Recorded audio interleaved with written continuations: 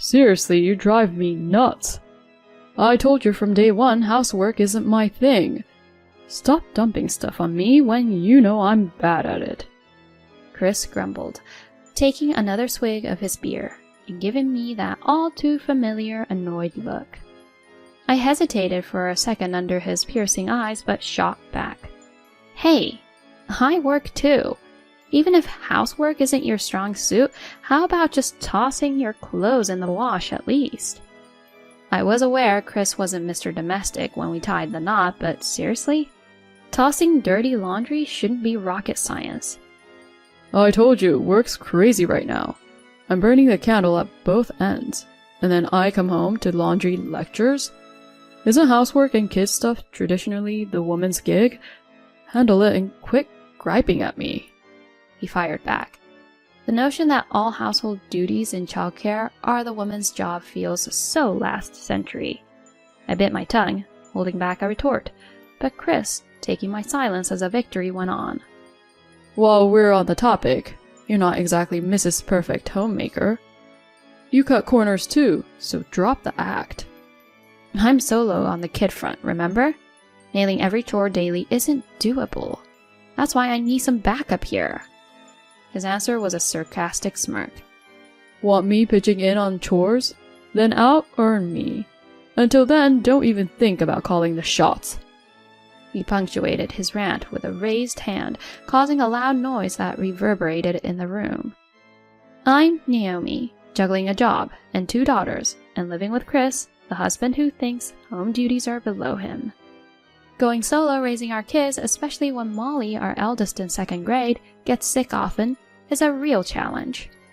Her health isn't dire, she just catches bugs easily.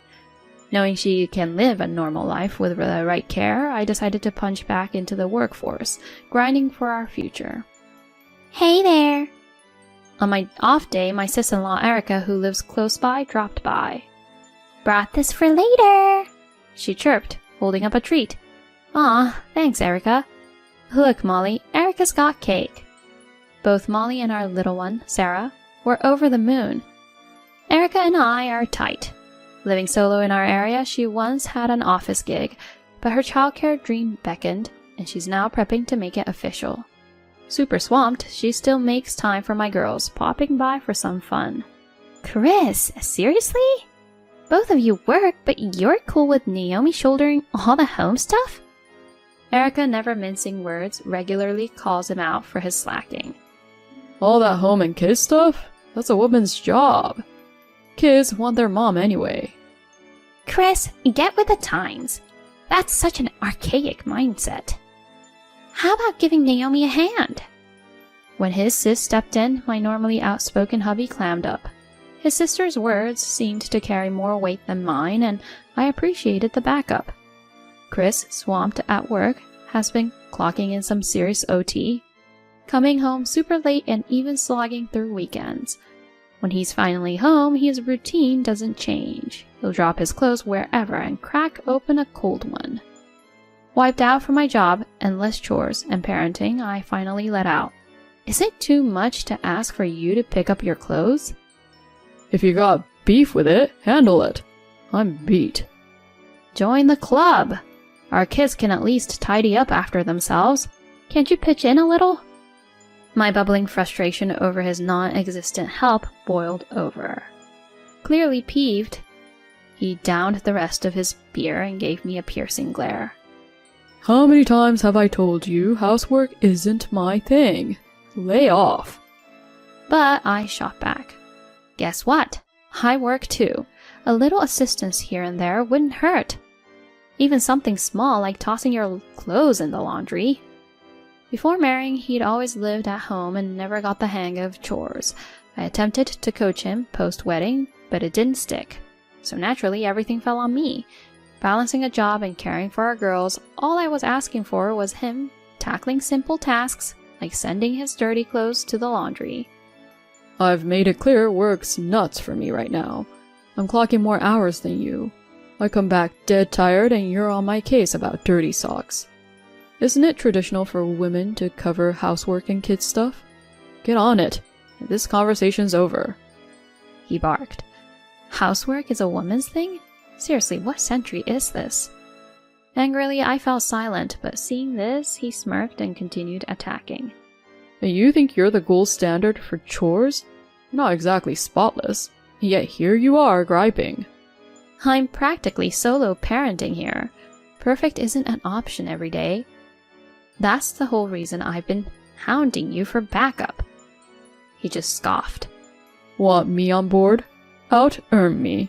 Do that and we'll talk. Until then, zip it. His hand shot up threateningly. Back off! Don't you dare! He chucked his empty beer can in the direction of the trash can near me. It missed, but the clang made me jump. He stormed out with a snarky huff. Mom, everything okay? I was taken aback to find my older daughter Molly and her little sister gazing up at me, worried. I'm good, honey. Did the noise wake you? Nope. Sarah needed the restroom and I was on it. Don't worry, I'll tuck her back in. Molly, always looking out for her sis, is such a gem. She's blossomed into such a sweet soul. Thinking of her and then Chris. I sighed heavily. One day Erica popped in as usual. Where's Chris hiding? He's swamped at work. Won't be back till late. You should stick around for dinner. She agreed, though something seemed off, not her typical bubbly self. You okay? She hesitated, locking eyes with me, took a deep breath and said, There's something you need to know. Her news floored me, and so I made a decision. A few days later, during my day off, a younger coworker landed in the hospital with appendicitis, pulling me into work. But wouldn't you know it, Molly wasn't feeling great that morning. She had a touch of a fever, but duty called. Erica, my usual backup, was tied up with an exam. My folks are no longer around, and my in-laws are states away. While I was in a tizzy, Chris sauntered in, all cozy in his PJs. I'd assumed he was on the clock, but turns out he had the day free. Perfect, I thought. I left the girls with him and zipped to work. Thanks to my tight teamwork with my younger colleague, things flowed smoothly. But just as the clock nudged past 3 p.m., my phone buzzed. It was Erica, sounding all kinds of alarmed. Turns out Molly had been whisked off to the ER. Erica, popping by post-exam, had found Molly passed out in our yard with a distraught Sarah by her side. To top it off, it was a scorcher that day, soaring to 95 degrees Fahrenheit. Despite Erica's best efforts, all Sarah could relay was her confusion and fear. With the house locked tight, Erica's quick thinking had her dialing 911. Dashing to the hospital, I found a newly conscious Molly. Oh, Molly! Thank goodness. Her hug was tight, but her words floored me. Daddy kicked us out! She went on to say that midday, as her fever seemed to wane, he shooed them outside, saying he had company coming. No hats, no water, just out. They tried chilling at the park, but Molly's health took a nosedive, forcing them back. No luck getting inside, even after endless doorbell rings. Hence the shadowy reprieve at our home's side, probably why no neighbors spotted them.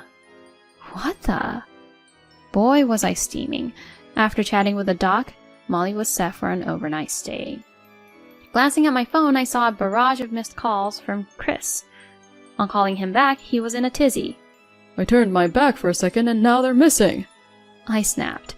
And where were you? I thought Molly was better, so I went shopping. Got back, they weren't here. His flimsy cover story reeked of lies. Molly has passed away. With that, I abruptly hung up the phone. He was clearly shaken, and it was evident that he was lying.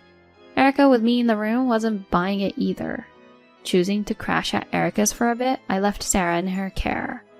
On a pit stop home for essentials, Chris pounced, hungry for answers. How could she die of heat stroke when you were supposed to be home? It's not on me. They must have gone rogue in the heat. They never listen. His lame attempt at dodging blame had my skin crawling. I've got a funeral to plan. Keep your distance.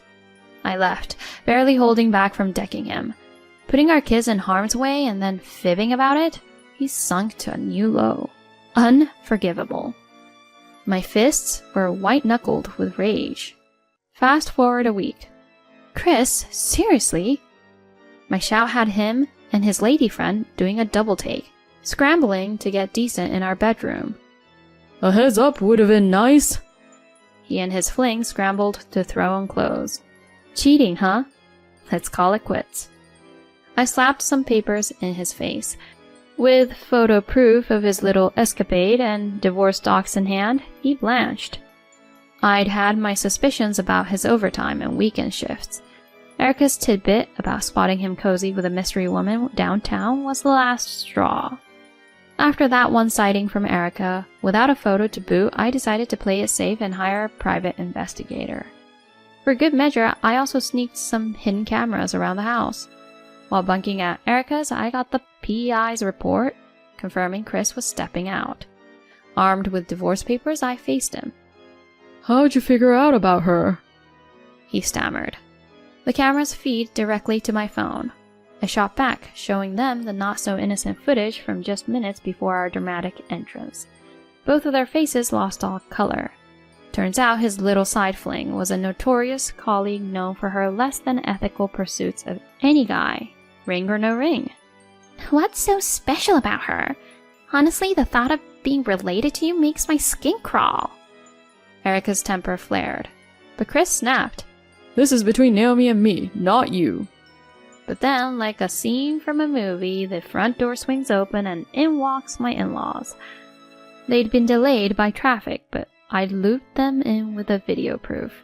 They were livid. Oh my gosh, Chris. Chris, explain. They demanded. After getting an earful from his folks, he was a mess, sweating bullets and looking everywhere but at me. The other woman got the boot pretty quickly, and both Erica and his parents laid into him. They made him ink the divorce papers and sign an agreement to stay away from the kids. The kids? Plural? He asked, genuinely confused. Molly's fine, but you're not seeing her. Just thought I'd let you know before I ask for child support and alimony, I said, keeping my tone frosty. The next day, I didn't waste any time filing those papers and went after both him and his fling for alimony. Word got out at their office, and let's just say they weren't exactly the office favorites. The cops got involved because, well, neglecting a kid is serious business. Turned out, on that horrible day, he was with her. She ended up quitting her job, and after he couldn't support her anymore, she dumped all his dirty laundry at work, which got him to quit too. One evening, out of the blue, Chris showed up, probably after keeping tabs on Erica's place. Naomi, can we talk? Maybe try again? He pleaded, inching closer, but I wasn't buying his act. He just didn't want to pay up. I shut him down quick. Not in a million years. But he wasn't taking the hint and grabbed my arm. Back off, I yelled. Right on cue, Molly and Sarah come home. Sarah, bless her heart, set off her personal alarm, which she always carries in her bag. That ear-piercing sound got everyone's attention. He tried to make a break for it, but a nearby cop wasn't letting him get away. A bit later, with a big assist from my ex-in-laws, we started fresh in a new place. The police had a few more questions for Chris. His parents were livid and made sure he got a job at a family-owned construction site to keep him in line and ensure he paid his dues. Nowadays, it's me and my girls. Erica's as close as ever, always telling Sarah she's a champ for setting off that alarm. She also passed her childcare worker exam, so we've got a party in the works. Molly's back in school and shining brighter than ever. Seeing them, I'm more determined than ever to be the best mom and protector I can be.